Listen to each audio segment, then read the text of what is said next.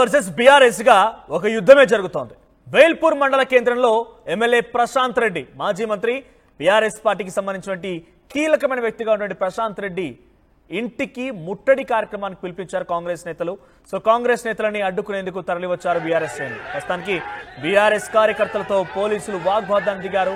BRS కార్యకర్తల్ని తరిమి కొట్టారు పోలీసుల తీరుని అక్కడ ఎమ్మెల్యే ప్రశాంత్ రెడ్డి కూడా తప్పుబట్టారు.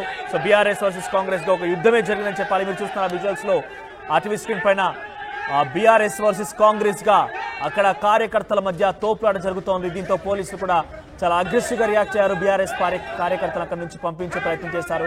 అదేవిధంగా కాంగ్రెస్ పార్టీ కార్యకర్తలు కూడా చాలా మందిని అరెస్ట్ చేసి అక్కడి నుంచి తరలించే ప్రయత్నం చేశారు. ఒకసారి మనం ఆ విజువల్స్ చూద్దాం.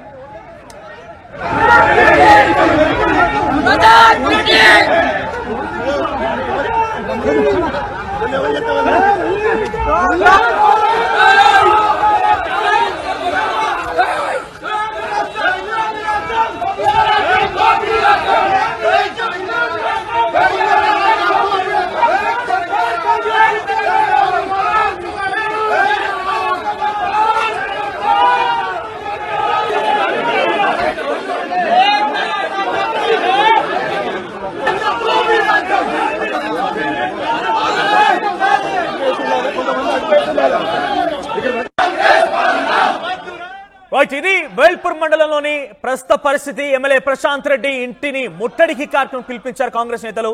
పరస్పరంగా అక్కడ తోపులాట కూడా జరిగింది. మధ్యలో పోలీసులు ఇన్వాల్వ్ అయిపోయి అందరినీ అక్కడి నుంచి పంపించే ప్రయత్నం చేశారు. ఆ తర్వాత అక్కడ ప్రస్తుత సిచ్యువేషన్ కంట్రోల్ తీసుకొచ్చారు.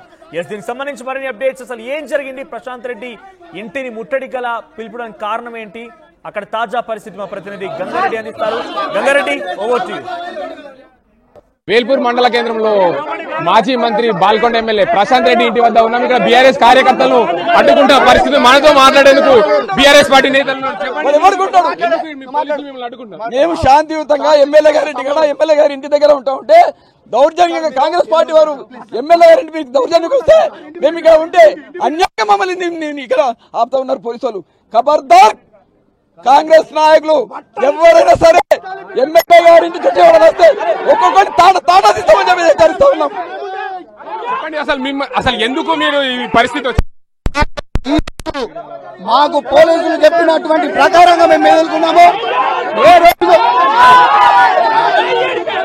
ఈ రోజు కాంగ్రెస్ ప్రభుత్వము మొత్తానికి పరిస్థితులు దీనికి అంతటికి సంబంధించి చూసుకోవచ్చు. పూర్తి స్థాయిలో ఏదైతే బీఆర్ఎస్ వర్సెస్ కాంగ్రెస్ అన్న చందంగా ఇక్కడ తయారైంది. మొత్తానికి ఏదైతే ప్రశాంత్ రెడ్డి ఇంటి వద్ద కూడా ఉద్రిక్త వాతావరణం అయితే నెలకొంది. బీఆర్ఎస్ పార్టీ నేతలను బయటికి వెళ్లకుండా అడ్డుకున్నారు. మేము శాంతియుతంగా నిరసన చెప్పేందుకు వచ్చాము, కానీ దీనికి అంతటికి సంబంధించి పోలీసులే అడ్డుకున్న పరిస్థితి నెలకొంది. ఏదేమైనప్పటికీ మొత్తానికి మాజీ మంత్రి బాల్కొండకు సంబంధించిన ఎమ్మెల్యే ప్రశాంత్ రెడ్డి ఇంటి వద్ద ఉధృత వాతావరణం అయితే నెలకొంది. కార్యకర్తలు కూడా సొంతగా నిరసన చెప్తున్నందుకు పోలీసులు పూర్తి స్థాయిలో అడ్డుకున్న పరిస్థితి నెలకొంది. ఏదేమైనప్పటికీ గతంలో ఏదైతే ప్రశాంత్ రెడ్డి గల్ఫ్ బాధితులకు న్యాయం చేయాలి, 5 లక్షల రూపాయలు ఎక్స్గ్రేషియా ఇవ్వాలి అన్న మాటలకు కాంగ్రెస్ పార్టీ ఈ రోజు ప్రశాంత్ రెడ్డి ఇంటిని ముట్టడికి ప్రయత్నించిన నేపథ్యంలో పోలీసులు పూర్తి స్థాయిలో బందోబస్తును ఏర్పాటు చేశారు. భారత న్యాయ సంవిధానానికి సంబంధించి కొత్త చట్టం ప్రకారం 163 కొత్త చట్టం ప్రకారము పోలీసులు వేల్పూర్ మండల కేంద్రంలో పూర్తిగా బందోబస్తు నిర్వహించారు. ఎక్కడ కూడా ఎలాంటి అవాంఛనీయ సంఘటనలు జరగకుండా పోలీసులు అయితే ఏర్పాటు చేశారు. కానీ ఇక్కడ ఇంటి వద్దకు కార్యకర్తలు ఉన్న నేపథ్యంలో వారందరినీ కూడా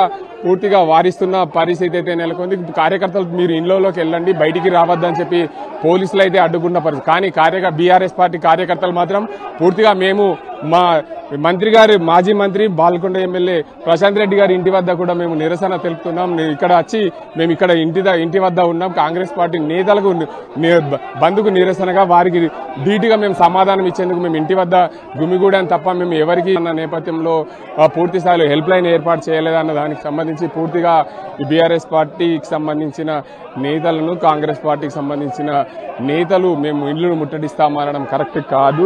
అందుకే ఇక్కడ ఈ రోజు వేల్పూర్ మండల కేంద్రంలో బిఎన్ఎస్ 163 ప్రకారం బందోబస్తు నిర్వహించారు. ఎక్కడ ఎలాంటి ఇబ్బందులు కలగకుండా కూడా పూర్తిగా పోలీసులు అయితే దీనికి అంతర్గత బందోబస్తు నిర్వహిస్తున్నారు. ఎలాంటి అవాంఛనీయ సంఘటనలు జరగకుండా గట్టి బందోబస్తును అయితే ఏర్పాటు చేసిన పరిస్థితి నెలకొంది. కాంగ్రెస్ వర్సెస్ బీఆర్ఎస్ అన్న చందంగా తయారైన పరిస్థితి నెలకొంది. మొత్తానికి కాంగ్రెస్ పార్టీకి సంబంధించిన నేతలను పూర్తి స్థాయిలో ఏమైంది, ఏం దెబ్బగింది, ఎట్లా దెబ్బగింది?